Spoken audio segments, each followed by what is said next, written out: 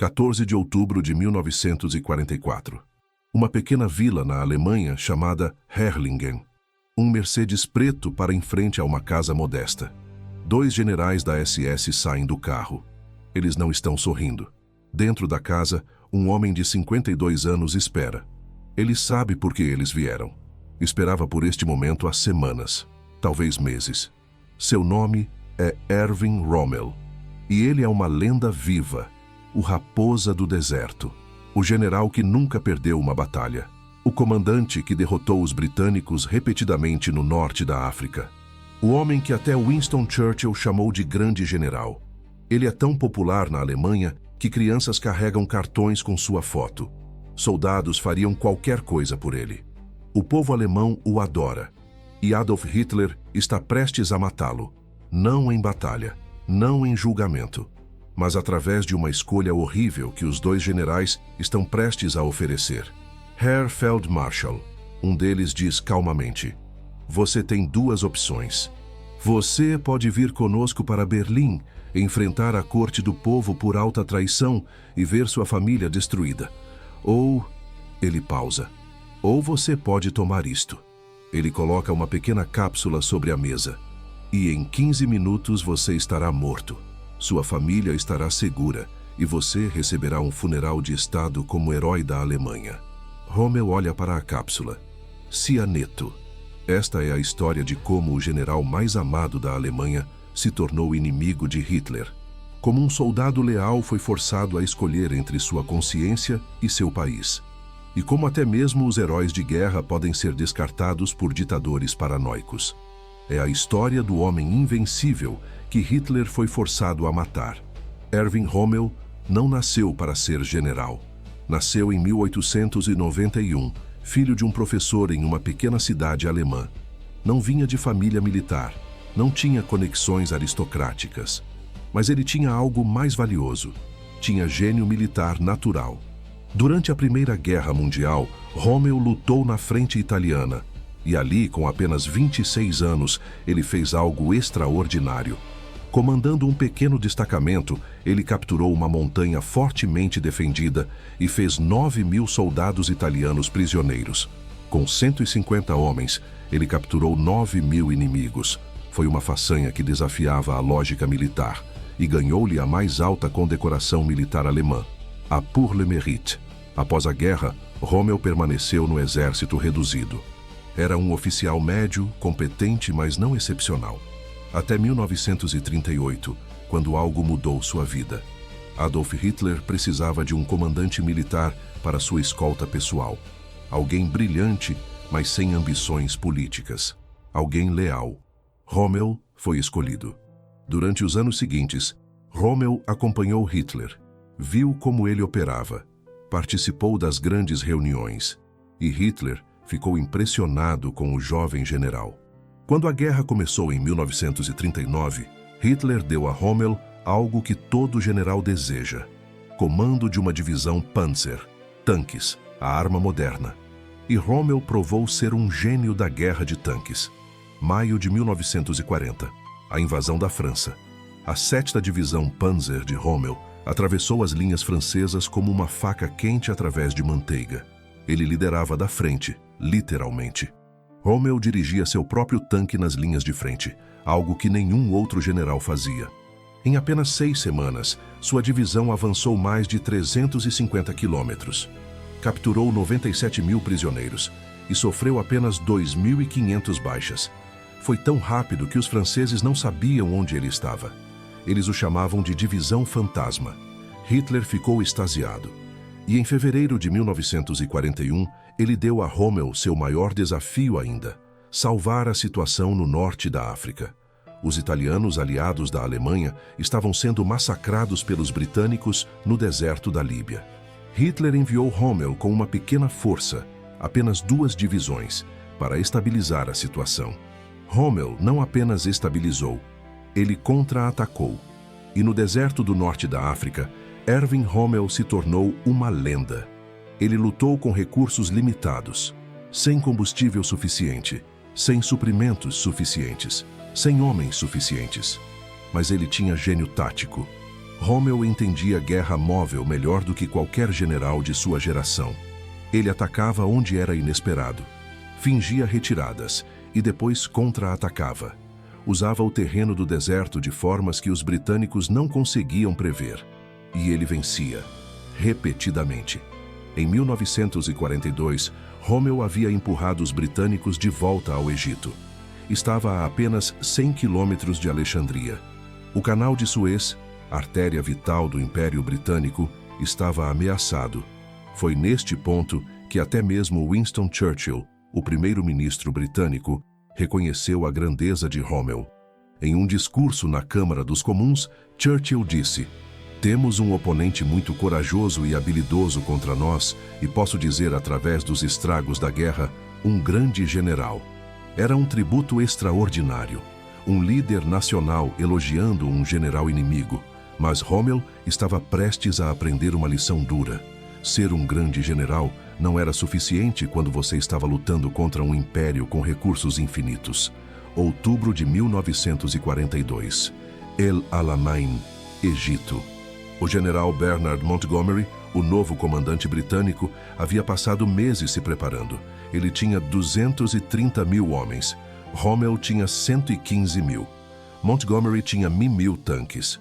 Rommel tinha 500, muitos deles quebrados por falta de peças. Mais crucial, Montgomery tinha combustível ilimitado, munição, suprimentos. Rommel mal tinha o suficiente para uma semana de combate. A batalha de El Alamein durou 12 dias, e Rommel lutou brilhantemente. Mas até mesmo gênio não pode superar matemática. Quando seus tanques ficaram sem combustível, Rommel foi forçado a recuar. Foi a primeira grande derrota alemã da guerra. E piorou. Em novembro de 1942, tropas americanas desembarcaram na Argélia e Marrocos, atrás de Rommel. Ele estava agora preso entre dois exércitos aliados. A situação era impossível, e Rommel sabia disso. Ele pediu a Hitler permissão para recuar da Líbia para a Tunísia, onde poderia estabelecer uma linha defensiva melhor. Era a decisão militar correta. Hitler recusou. "Não recue nem um centímetro", ordenou. Rommel ignorou a ordem. Ele recuou de qualquer forma, salvando seu exército da destruição completa. Foi a primeira vez que Rommel desobedeceu Hitler diretamente. Não seria a última. Em março de 1943, Rommel voou para a Alemanha para se encontrar com Hitler e implorar por mais recursos para o norte da África, ou permissão para evacuar completamente. A reunião foi um desastre. Hitler gritou com ele, acusou-o de ser derrotista e disse algo que Rommel nunca esqueceria: "Você vai lutar até o último homem, não importa o custo." Rommel saiu da reunião percebendo algo terrível. Hitler não se importava com seus soldados. Eles eram peças descartáveis em seu jogo de poder. E pela primeira vez, Erwin Rommel começou a questionar se estava lutando pelo lado certo. Quando Rommel retornou ao norte da África, estava doente. Exaustão, estresse e algo mais, desilusão profunda.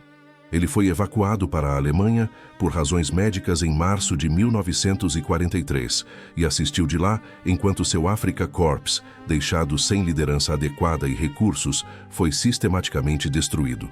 Em maio de 1943, 275 mil soldados alemães e italianos se renderam no norte da África. Foi uma das maiores derrotas da guerra. Rommel ficou arrasado. Aqueles eram seus homens. Ele os havia liderado. E Hitler os havia sacrificado desnecessariamente. Mas Hitler tinha um novo trabalho para Rommel. Um que mudaria tudo.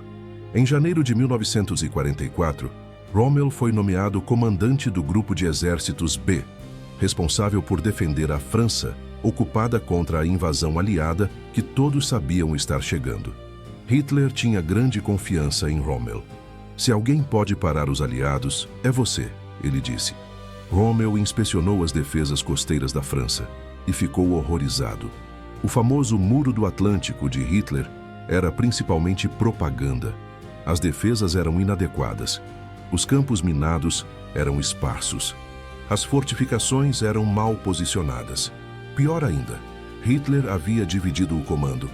Rommel controlava as forças costeiras, mas as divisões Panzer Os tanques que seriam cruciais para repelir uma invasão estavam sob controle direto de Hitler em Berlim.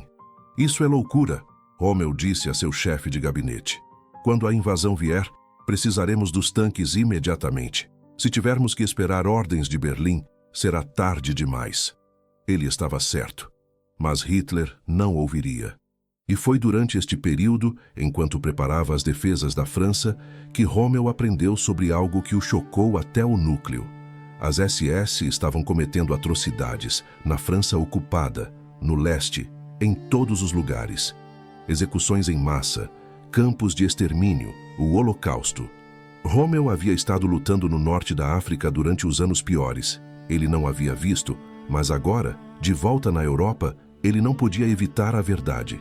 E a verdade o horrorizou. Primavera de 1944. Rommel estava dividido. Ele era um soldado. Havia jurado lealdade à Alemanha. Seus homens dependiam dele. Sua família estava na Alemanha. Mas ele estava agora convencido de que Hitler estava levando a Alemanha à destruição total. E que o regime nazista era fundamentalmente maligno. O que ele deveria fazer? Foi então que ele foi procurado por outros oficiais alemães, oficiais que compartilhavam suas preocupações e que estavam planejando algo extraordinário. Eles estavam planejando assassinar Adolf Hitler. O líder da conspiração era o coronel Klaus von Stauffenberg, um oficial de Estado-Maior que havia perdido um olho e uma mão em combate. Stauffenberg e seus co-conspiradores queriam matar Hitler, tomar controle do governo e negociar paz com os aliados ocidentais. Eles queriam que Rommel se juntasse a eles. Mais do que isso, queriam que ele liderasse o novo governo após a morte de Hitler. Rommel era o único general com popularidade suficiente para unir o país. O único que o povo alemão e os militares seguiriam. Mas Rommel hesitou. Ele concordava que Hitler tinha que ir. Mas assassinato? Rommel era um soldado da velha escola. Acreditava em honra, em fazer as coisas da maneira certa. Hitler deve ser preso e levado a julgamento, ele insistiu. Não assassinado. Os conspiradores argumentaram com ele. Não há tempo para julgamentos. A Alemanha está sendo destruída. Precisamos agir agora. Rommel finalmente concordou em apoiar o plano, mas apenas depois que Hitler estivesse morto. Ele não participaria do assassinato em si. Era um compromisso típico de Rommel. Ele queria fazer a coisa certa, mas da maneira mais honrosa possível.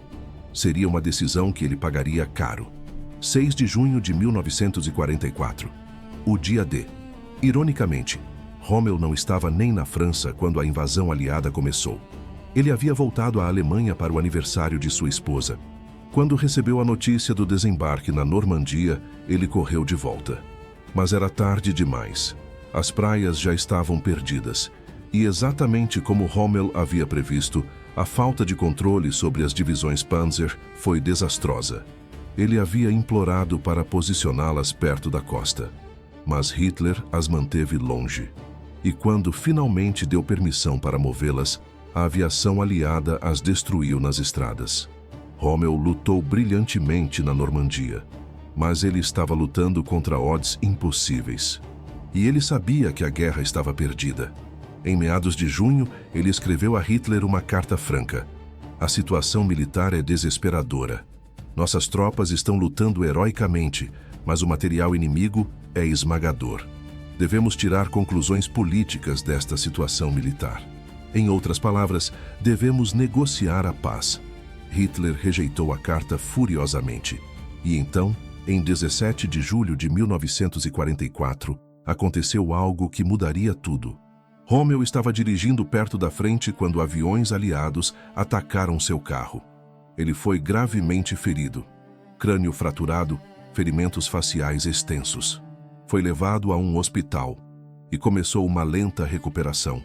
Ele estava fora de combate e, por causa disso, estava em casa, recuperando-se, quando a notícia chegou. A notícia que mudaria e terminaria sua vida. 20 de julho de 1944. Quartel-general de Hitler, na Prússia Oriental. Stauffenberg colocou uma bomba em uma pasta sob a mesa de conferências de Hitler. A bomba explodiu. Mas Hitler, por pura sorte, sobreviveu com ferimentos leves. O complô havia fracassado. E agora, a Gestapo iniciou uma caçada impiedosa aos conspiradores.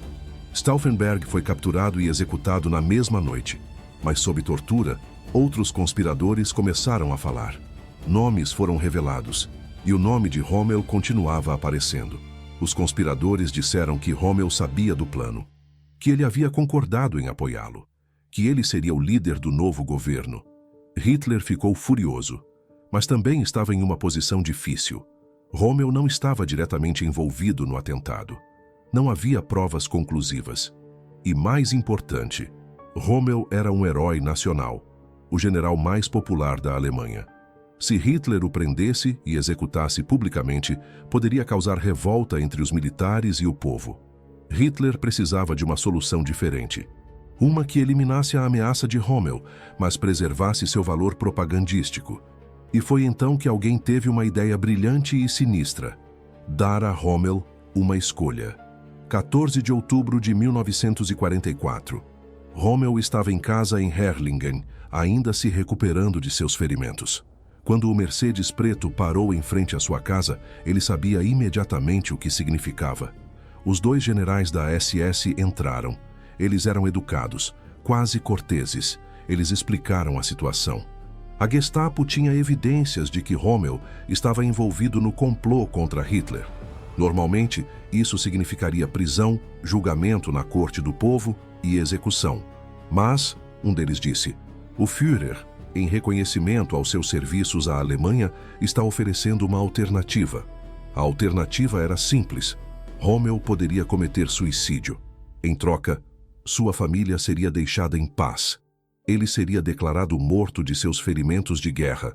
Receberia um funeral de estado completo. Sua reputação permaneceria intacta. Sua esposa receberia sua pensão completa, mas se ele recusasse e fosse a julgamento, seria publicamente humilhado, executado como traidor. Sua família seria destruída. Sua esposa e filho adolescente provavelmente também seriam presos. Seu nome seria manchado para sempre. Você tem algum tempo para pensar, eles disseram. Mas não muito. Rommel subiu as escadas para falar com sua esposa. Ela estava em lágrimas. Eu sempre soube que terminaria assim, ele disse calmamente. Hitler é um louco, e eu fui tolo ao pensar que poderia detê-lo. Ele chamou seu filho de 15 anos, Manfred, e disse-lhe, em 15 minutos estarei morto. Eles vão dizer que foi um ataque cardíaco. Você deve ser forte. Você deve cuidar de sua mãe. Manfred, chocado, perguntou se havia alguma maneira de escapar. Rommel balançou a cabeça. Se eu fugir, eles virão atrás de vocês. Se eu for a julgamento, vocês serão destruídos de qualquer forma. Esta é a única maneira de mantê-los seguros. Ele desceu as escadas. Entrou no Mercedes com os dois generais. A 5 minutos de casa, o carro parou em uma área isolada. Um dos generais ofereceu-lhe a cápsula de cianeto.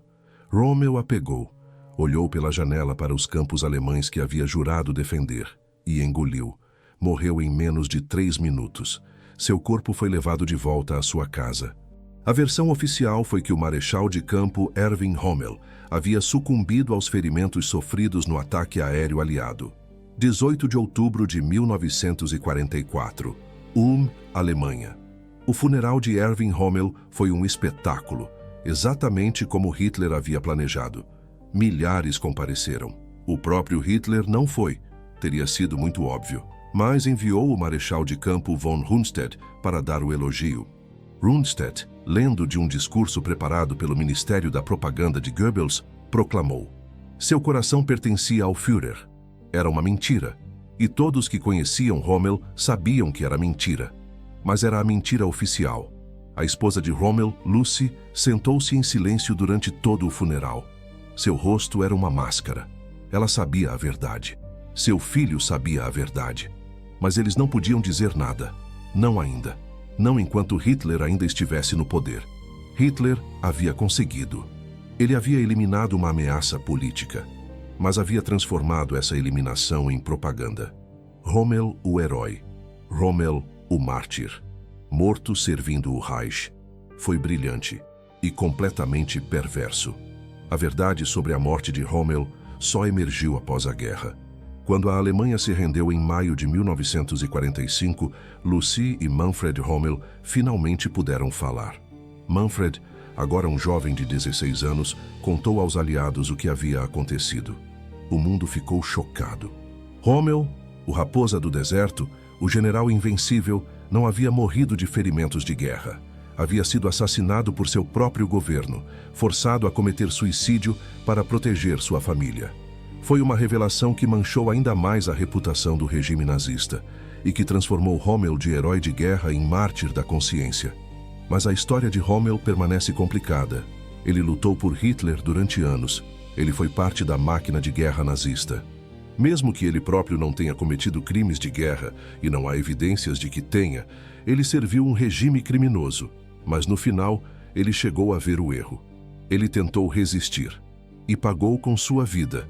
É um legado complexo, nem vilão completo, nem herói completo, mas algo no meio, um general brilhante, um soldado leal. E finalmente, um homem que escolheu sua consciência sobre seu Führer. Erwin Rommel era invencível no campo de batalha. Mas ele não pôde vencer contra a paranoia e brutalidade de Adolf Hitler. Hitler o forçou a uma escolha impossível: morrer ou ver sua família destruída. Rommel escolheu morrer.